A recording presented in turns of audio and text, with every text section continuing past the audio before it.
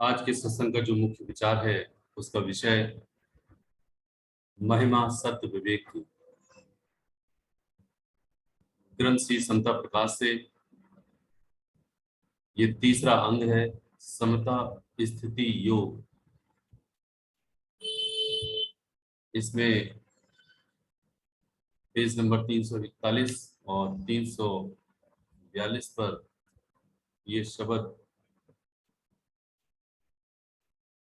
सत्य विवेक के आधार पर महाराज जी के मुखारविंद से प्रकट हुआ। हम सभी अपने आप के लिए विवेकी समझते हैं और यही हमारा आकलन होता है कि जो हम कर रहे हैं वो ठीक कर रहे हैं।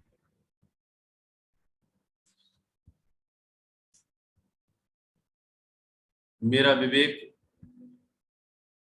मेरे अपने सुख को प्राप्त करने की खातिर रहता है। मेरा विवेक या मेरी बुद्धि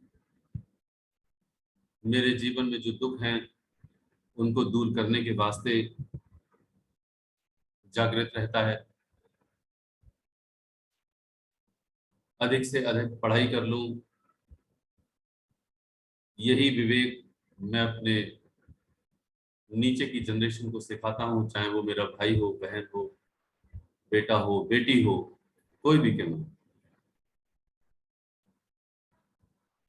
अधिक धन, अधिक संपत्ति जीवन में चैन ले आएगी, सुख ले आएगी, यही एक विचारधारा लेकर के मेरा जीवन व्यतीत हो जाता है। लेकिन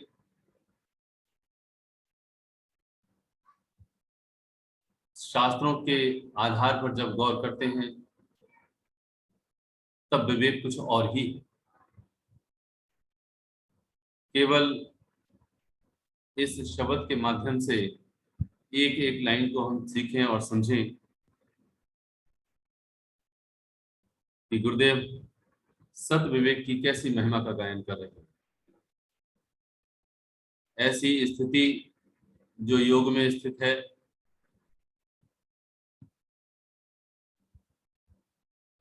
जो समता की स्थिति है, ये विचार जो ग्रंथ श्री समता प्रकाश के आधार पर दास संगत के सम्मुख रख रहा है, इसमें जो शब्द है वह दोहरा शब्द भी गायन किया जा सकता है। दोहरा शब्द से हम जब स्वयं अपनी रचना को पवित्र करते हैं तो उसके जो शब्द हैं और जो उसका ज्ञान है, जो उसकी कृपा है, जो ईश्वर की सीधी आवाज है, वो आत्म तत्व परम पिता परमेश्वर जो आत्मा हमारा हमारी जो ईश्वर का अंश है, वहां तक आत्मचिंतन में गहराई में उतर जाता है।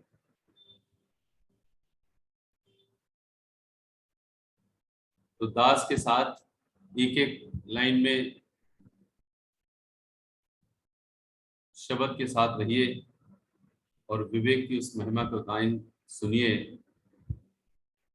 जो ईश्वर की सीधी आवाज सदगुरुदेव महात्मा मंगत राम जी महाराज के मुखारविंद से प्रकट हुई। अपने जन्म का करो विचार, अपने जन्म का करो विचार। मानुष देह जग दुर्लभ सार, मानुष देह जग दुर्लभ सार। ये जो मेरे मनुष्य की देह है, मानुष देह जग दुर्लभ सार, ये पूरे जगत में बड़ा ही दुर्लभ है। मुझे ये समझ में नहीं आ रही बात,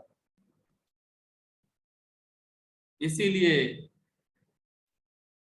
विवेक को जागृत करने के लिए पहली ही लाइन में गुरुदेव ने कहा अपने जन्म का करो विचार। अपने जन्म का इस प्रकार विचार करो। इसीलिए गोस्वामी तुलसीदास जी कहते हैं कि बड़े भाग्य मानुष तन पावा, सुर दुर्लभ सदग्रंथ निगावा। जो देवताओं को भी दुर्लभ है, सारे शास्त्र ऐसा बखान कर रहे हैं, वही वाणी आ रही है कि अपने जन्म का करो विचार, मानुष देह जग दुर्लभ सार। ये मुझे जो मानुष का चोला प्राप्त हुआ है ये दुर्लभ है। कहते हैं कि सब जीवों में तिसकी बढ़ियाई, सब जीवों में तिसकी बढ़ियाई, सत विवेक तिसमें अधिकाई, सत विवेक तिसमें अधिकाई। ये जो मानुष का चोला है, इसी चोले में सत के विवेक की अधिकाई है, अधिकता है। बाकी किसी चोले में तेरा विवेक जागृत नहीं है। बस इतनी सी ही बात है कि जब कोई तुझे डंडा दिखाएगा तो तू बचने के लिए भागेगा वहां से। कुत्ते को डंडा दिखाएं भागेगा, गधे को डंडा दिखाएं भागेगा, और रोटी दिखाएं तो आ जाएगा पास में। ये विवेक है, ये उसको समझ आती है कि हाँ रोटी मिल जाएगी। लेकिन ये जो मानुष का चोला है, इसमें तुझे वो विवेक है जिसके बारे में तुझे कोई ख्याल नहीं है। यदि सही मायने में तुझे विवेक है तो ईश्वर परमपिता परमेश्वर अपनी सीधी आवाज में जो कहते हैं वो क्या कहते हैं,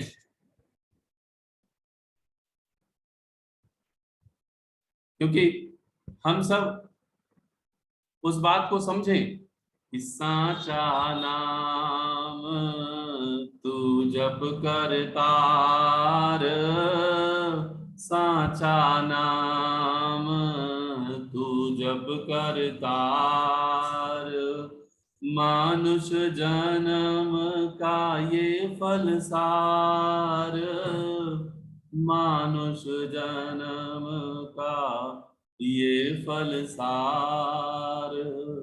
मनुष्य जन्म का यदि फल है कोई, यदि सही मायने में मनुष्य चोला का हमने फल प्राप्त करना है तो क्या है कि साचा नाम तू जप करता, सच्चे नाम को तू जप ले। इसलिए कहते हैं कि तेरे पास जो विवेक है, यदि तू इस विवेक को जागृत करेगा तो वो विवेक यही है कि तू प्रभु के नाम का जप कर ले। यदि तूने प्रभु को प्राप्त करने का यत्न नहीं किया तो क्या लाइन वाणी में आ रही है कि विवेकहीन जो मानुष होई, विवेकहीन जो मानुष होई, पशु समान जीवन सो खोई, पशु समान जीवन सो खोई। यदि इस मानुष चोले को प्राप्त करके मेरे अंदर ये विवेक जागृत नहीं हुआ तो गुरुदेव वाणी फरमा रहे हैं कि वह मनुष्य विवेकहीन मनुष्य है। और उसने अपने जीवन को कैसे व्यतीत किया, तब कहते हैं कि पशु समान जीवन सो खोई, वो पशु के समान जीवन को खो देता है। क्योंकि पशु भी वही काम कर रहे हैं, खाना पीना, मल का त्याग करना, मूत्र का त्याग करना, अपने वंश की वृद्धि करना, सुख को प्राप्त करने का यत्न करना, ये पशु भी सारा का सारा काम कर रहा है। पशु समान जीवन सो खोई, ये सारा का सारा जीवन मेरा पशु के समान ही व्यतीत हो जाए। ये वाणी फरमान कर रही है। इसलिए वाणी के आधार पर हम अपने विवेक को जागृत करने की कोशिश करें। मैं अपने आप को बड़ा होशियार, बड़ा काबिल समझता हूं। मैंने धन संपदा प्राप्त कर ली, मैंने ऐश्वर्य प्राप्त कर लिया, मैंने नाम प्राप्त कर लिया, मेरा यश हो गया, मैंने अपने बेटे को यहाँ कर दिया, वहां कर दिया, बेटी वहां हो गई। अरे ये तो सब कुछ प्रारब्ध था। होना हो सो हो रहा, होनी है सो हो रही, प्रभु की आज्ञा माने, आगे पीछे ना कर सके तिल भर तिस फरमाई। जो होनी है वो तो होकर रहती है। तू उसमें क्या कर रहा, तू उसमें कुछ भी नहीं कर रहा, सही मायने में तू उसका एक जिसको कहते हैं अंग्रेजी में पपेट की तरह है। तो तो वहां पर एक पुतले की तरह खड़ा हुआ है, तू समझ रहा है मैं कर रहा हूं, करने वाला तो ईश्वर है। तो इसलिए कहते हैं तू अपने विवेक को जागृत करने की कोशिश कर। कैसे विवेक को? आगे कहते हैं सत विवेक ये जीवन सार, सत विवेक ये जीवन सार, हृदय आवे सतनाम निरंकार, हृदय आवे सतनाम निरंकार। परमात्मा का नाम यदि मेरे हृदय में आ जाए, हर पल हर क्षण सही मायने में मैं प्रभु का नाम मैं याद करने लग जाऊं, तब कहते हैं कि सत्य विवेक जीवन ये सार, ये जीवन की सार मैंने प्राप्त की। अनुभव अनुभव करके देखें, एक कल्पना करके देखें हम सब अपने एक उदाहरण, अपने जीवन के उदाहरण से। अगर मेरी सोने की अंगूठी मात्र शक्ति भी है और प्रेमी जन भी है, अगर मेरी सोने की अंगूठी या हीरे की अंगूठी कहीं गुम हो जाए, सुबह ही सुबह हम पूरा काम करेंगे लेकिन ढूंढते रहेंगे, मन लगा रहेगा मैंने कहा अंगूठी रखी, उसने उठा ली होगी, उसने उठा ली होगी, पता नहीं कहां रह गई। काम भले ही होगा, चाहे ऑफिस में चाहे घर गृहस्थी में, हर प्रेमी का, लेकिन एक ही सोच, एक ही याद बनी रहेगी। बोले क्या? वो जो अंगूठी थी सोने की हीरे की, वो पता नहीं कहाँ रख दी मैंने, कहीं रख दी, किसी ने उठा ली है। नहीं नहीं, तुम बताओ किसने उठा। इसलिए कहते हैं कि सांचे, कहते हैं हृदय आवे सत नाम निरंकार। मेरे हृदय में वो जो ईश्वर का नाम है, निरंकार नाम है, जो पारब्रह्म परमेश्वर ने ये जो महामंत्र दिया हुआ है, इस महामंत्र का जो जप है, जो याद है, वो मेरी बनी रहे, जैसे अंगूठी की बनी रहती। यदि ऐसा हो जाए और हो रहा है, तो मान लीजिए कि जो जीवन की सार है वो मैंने प्राप्त कर ली, सबका विवेक जागृत हो गया है। कहते हैं वाणी में आगे सदगुरुदेव जी ईश्वरीय वाणी के आधार पर कहते हैं कि सत विवेक ये ही सुख रास, सत विवेक ये ही सुख रास, पर उपकार में होए निवास, पर उपकार में होए निवास। सुख की रास क्या है? जो सुख का अनमोल खजाना है, वो खजाना क्या है? वो कहते हैं कि सबसे पहले तू परोपकार में निवास कर, तू दूसरे का हित चाहे, तू दूसरे के दुख को दूर करने का यत्न कर, ना कि अपने दुख का दूर करने का यत्न कर। सत्पुरुषों ने अपने दुख का, जो शारीरिक दुख है, उस दुख का यत्न करने की कोई कभी भी मार्गदर्शन नहीं दिया। यदि अपने दुख का यत्न करने की बात कही है तो वो कही है इस वास्ते कि तू परमात्मा का भजन कर, ईश्वर का नाम ले, तेरे सारे दुख मिट जाएंगे।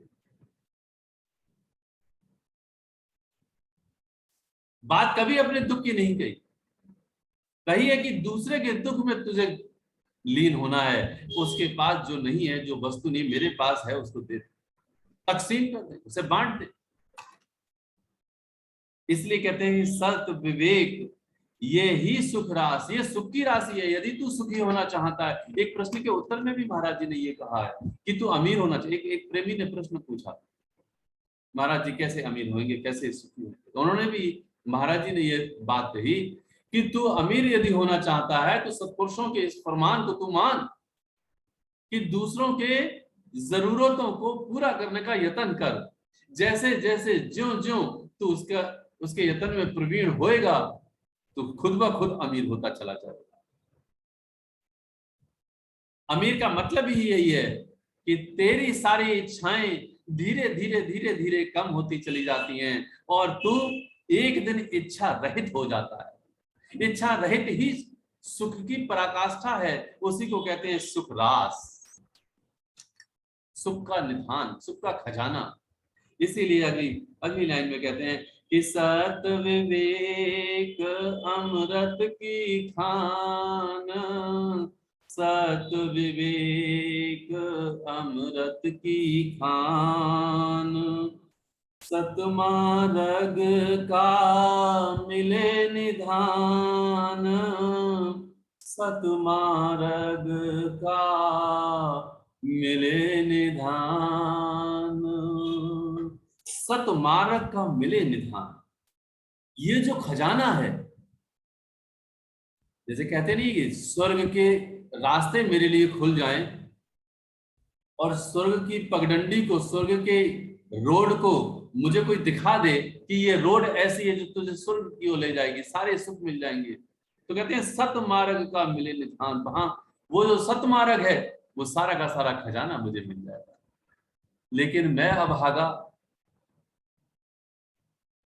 मैं सही मायने में वो बुद्धि भ्रष्ट मनुष्य हूं जो सतमार्ग के खोज के लिए नहीं बल्कि नरक के द्वार की ओर जाता हूं। देह के सुख को इकट्ठा करने की कोशिश करता हूं। वो कहते हैं कि अपने देह के सारे सुख परोपकार अर्थात दूसरे के दुख को देख करके अपने सारे सुख उसमें दे दे। लेकिन मुझे समझ नहीं आ रही। क्यों नहीं समझ आ रही? क्योंकि प्रभु की कृपा ना तो मैंने सीखी, क्योंकि सीख भी नहीं आती मुझे। प्रभु ने इतनी कृपा कर रखी है कि परमपिता परमेश्वर ने अपनी वाणी में हम सबको ये दिया कि तू कैसे कैसे और क्या क्या कर, लेकिन मुझे समझ नहीं आ रही। मैं अपने विवेक को यही जागृत करता रहा और कर रहा हूं कि किस प्रकार से मेरे भोग इकट्ठे हो जाएं, मेरा घर परिवार कुटुंब मेरी बिरादरी ये सब उन्नत हो जाएं, और तो और मेरे देह के सुख बने रहे।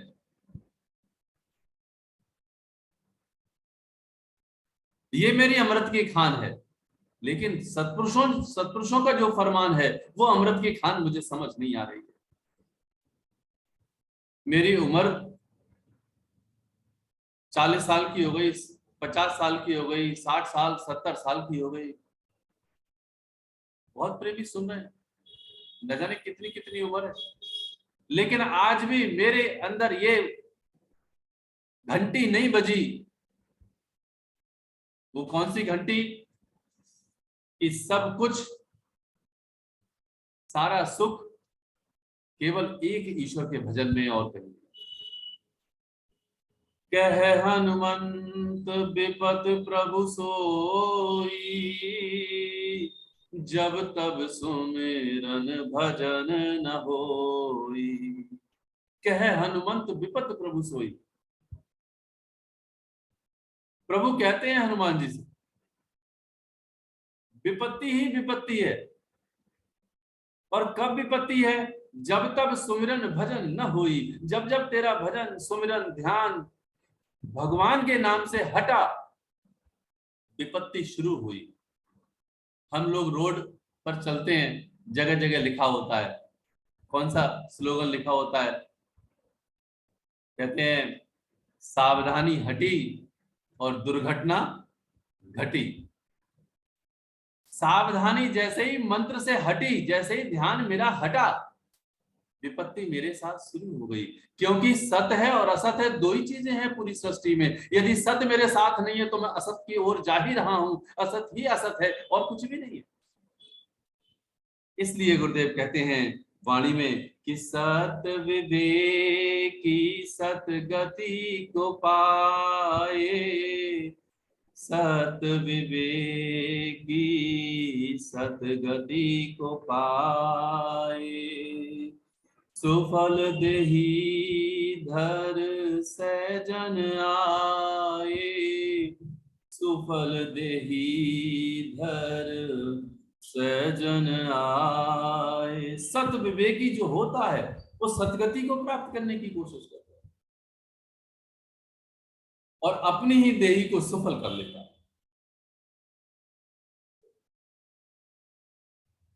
मानुष जन्म सफल होवे, प्रभु दाता चित आए।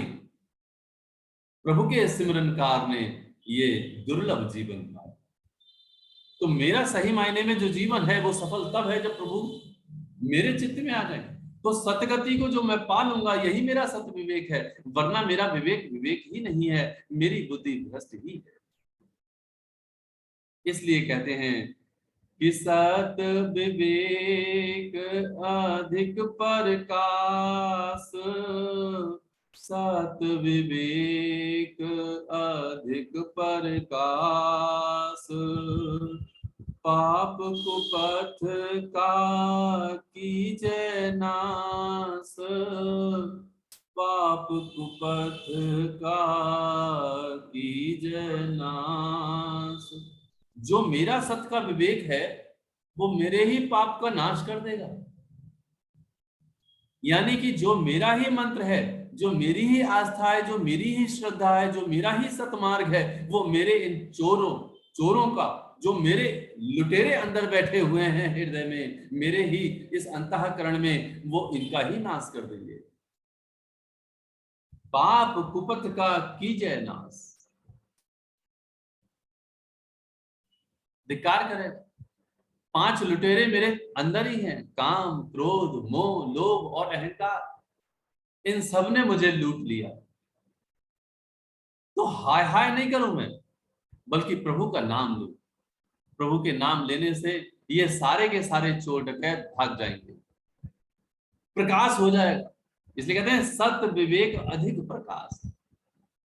और ऐसा प्रकाश होगा जिसमें ये सारे डकैत, जैसे कहते हैं दिन में चोरी कम होती है, रात में ज्यादा होती है, अंधेरे में ज्यादा होती है। मेरे अंदर यदि सत्य का विवेक जागृत है तो मेरा प्रकाश है, तो मैं कम लुटूंगा, वरना मैं तो लुट जाऊंगा। इसलिए लुटने से बचने के लिए सत्य के प्रकाश को जागृत करने की कोशिश करें। ये सारे के सारे डकैत मेरे मारे जाए। और मैं इन डकैतों को मारने के लिए लगने पड़ा तो मुश्किल हो जाएगी, तो बड़ी भारी मुश्किल हो जाएगी। इसीलिए सिमरन में महाराज जी ने कहा है, ये जो मंत्र है इसमें शक्ति है, सर्वशक्ति है। त्रयोदश अक्षर मंत्र ये सर्व सिद्धि दातार, जो सिमरे नित प्रेम से मंगल पाएगा। मंगल ही मंगल हो जाएगा। सबको भस्मीभूत करने की शक्ति है इसमें। इसलिए आगे कहते हैं कि सत विवेक तब पूरन होई, सत विवेक तब पूरन होई। साचे नाम में विरत समोई, साचे नाम में विरत समोई। जो सच्चा नाम है उसमें मेरी वृत्ति लग जाए, मेरी वृत्ति ऐसी हो जाए कि मैं प्रभु के नाम में समा जाऊं, लीन हो जाऊं हर पल हर क्षण। कैसे?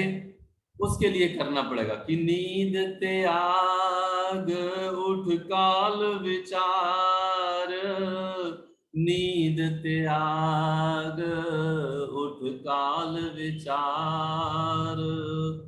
सत स्वरूप खोजो जग सार, सत स्वरूप खोजो जग सार। मैं जिस नींद में सो रहा हूं उस नींद से जागूं मैं। मेरी नींद कौन सी है? वो जो रात में सोने वाली नींद है वो तो नींद है ही है, लेकिन एक मैं जीवित रह, मतलब जागते हुए भी सो रहा हूं। आंख खुली है, मैं सो रहा हूं। मैं सो इसलिए रहा हूं क्योंकि मैंने ईश्वर को सही मायने में अपना लक्ष्य नहीं माना है। इस नींद से जाग तू। यदि तू इस नींद से नहीं जागा कि मोह निशा सब सोवनहारा, देखिए स्वपन अनेक प्रकार, मोह निशा सब सोवनहारा। गोस्वामी तुलसी, वो बात जो भगवान राम कह रहे हैं वही बात महाराज जी यहाँ कह रहे हैं। नींद त्याग उठ काल विचार, अपने काल का विचार कर। मोह निशा की रात्रि में सब सो रहे हैं और अनेक प्रकार के स्वप्न देख रहे हैं कि मेरा बिजनेस इतना बड़ा हो जाए, कि मेरी सर्विस में मैं ओहदे पा लूं, मेरा यश हो जाए। ये मोह की निशा रूपी रात्रि है, ये मोह निशा है। और देखिए स्वप्न अनेक प्रकार से स्वप्न देखा है। इसलिए कह रहे हैं महाराज जी, सत्य स्वरूप खोजो जगसार। इसलिए जो सत्य का स्वरूप है उसको खोज तू। और कैसे चेतावनी दे रहे हैं कि घड़ी घड़ी काया बिन साए, घड़ी घड़ी काया बिन साए, समा गया फिर हाथ न आए, समा गया फिर हाथ न आए। एक एक घड़ी जा रही है मेरी, एक एक घड़ी मेरी जा रही, जो भगवान के नाम में नहीं ले रहा हूं वो घड़ी मेरी वृथा चली गई, बेकार चली गई, विफल हो गई। मेरी उम्र का कोई भी किनारा क्यों ना हो, यदि मेरी सांस प्रभु के नाम के बगैर चली गई तो समझ लेना चाहिए कि मैंने करोड़ों रुपए की अपनी सारी की सारी क्षति कर ली, नुकसान कर दिया। कहता हूं, देखो कबीरदास जी क्या कहते हैं, फकीर ही इस बात को समझाते हैं। कहता हूं कहे जात हूं, कहे बजाऊं ढोल, श्वासा खाली जात है, तीन लोक का मोल। कहता हूं कहे जात हूं, कहे बजाऊं ढोल, ढोल बजा बजा करके कबीरदास जी कहते हैं कि यदि जो श्वास खाली चला गया भगवान के नाम के बगैर तो समझ लीजिए तीन लोक के मोल के बराबर तुमने वृथा कमा दिया। महाराज जी भी कहते हैं घड़ी घड़ी काया विनसाए, समा गया फिर हाथ न आए। और कैसे कहते हैं कि अपनी खुलासी की साध तदबीर, अपनी खुलासी की साध तदबीर, वक़्त गवाए रोए आखिर, वक़्त गवाए रोए आखिर। अपनी खुलासी की जो सही तदबीर है, जो सही सीख है, उसको तू अपना ले, वरना क्या होगा, वक्त गंवा लेगा तू, वक्त निकल जाएगा और रोए आखिर, और रोएगा तू। और तू करता क्या है उसके लिए भी कहते हैं, मैं दिन भर में क्या करूंगा, उसको कहते हैं कि और उपदेश देवन का छोड़, और उपदेश देवन का छोड़, अपने मन का तू पाप निचोड़, अपने मन का तू पाप निचोड़। औरों को उपदेश बहुत देना शुरू कर दिया, बड़ी भारी कमी है। दूसरों को देते रहते हैं उपदेश, ऐसे करो वैसे करो, ये नहीं किया वो नहीं किया। और भगवान के नाम की तो बात एक अगर चौपाई पढ़ी जाए, एक महाराज जी की लाइन पढ़ी जाए, न जाने कितनी बात दूसरा व्यक्ति सुना देता है। लेकिन अमली जीवन बड़ा भारी मुश्किल है। इसलिए कहते हैं हृदय अपने मन का तू पाप निचोड़। अपने मन में तेरे जो पाप हैं, न जाने कितनी दुविधाएं हैं, न जाने कैसे संकट में तू फंसा हुआ है, तो अपने मन को नचोड़। गोस्वामी तुलसीदास जी भी यही कह रहे हैं कि पर उपदेश कुशल बहु तेरे, जे आचरहि ते नर न घनेरे। कहते हैं दूसरों को उपदेश देना तो बहुत आसान है, लेकिन स्वयं उन उपदेशों पर अमल करना बड़ा ही कठिन है। वर्तमान में उपदेशक बहुत हैं, लेकिन अमल करता बड़े कम है। अमली जीवन ला पाना खांडे की धार है, दुधारी तलवार है, बड़ा भारी मुश्किल। लेकिन महाराज जी कहते हैं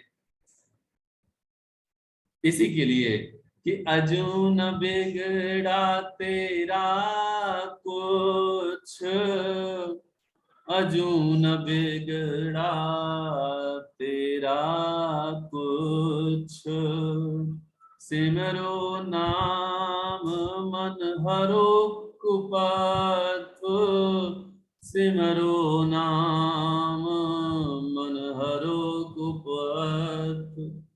हम आज ये विचार ना करें कि हमारी कितनी उम्र हो गई या हमने कुछ काम नहीं किया, सतमार्ग का को तय नहीं किया। महाराज जी अंत में समझा रहे हैं कि अब भी तेरा कुछ नहीं बिगड़ा है। जो वक्त है, जो भी वक्त गुजर गया उसको तू छोड़ दे, लेकिन जो आज से वक्त बचा हुआ है तू उसको अपना ले। वो कैसे अपना? उसके लिए तू सादगी में आ, सेवा कर, एक ईश्वर के सहारे पर अपने जीवन को व्यतीत कर। सत्संग में खुली आंख से, खुले कान से तू सुन कि ये जो ईश्वरीय वाणी है, ये वाणी मेरे वास्ते है। मैं कितना विवेकी हूं या मैं कितना विवेकहीन हूं, मेरी बुद्धि कितनी विवेक में जागृत है या मेरी बुद्धि कितनी भ्रष्ट हो गई है। मैं अपने संसार के काम कितनी चतुरता से करता हूँ, कितनी तल्लीनता से करता हूँ, और जब सत्संग की बारी आती है तो मैं आंखें मूंद करके पड़ जाता हूँ,